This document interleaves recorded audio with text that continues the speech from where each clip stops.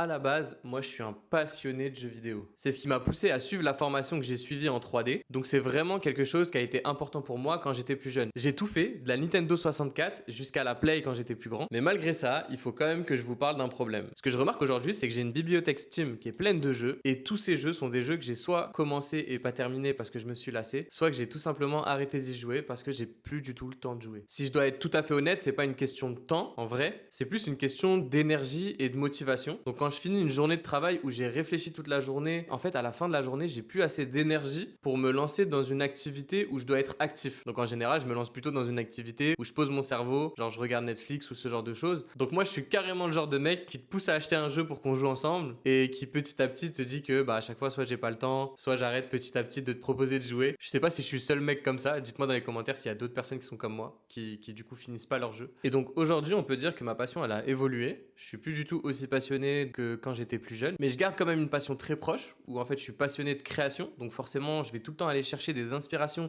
dans les différents jeux vidéo qui sortent et auxquels je peux jouer. Mais c'est vrai qu'aujourd'hui je ne passe plus autant de temps à jouer que quand j'étais plus jeune.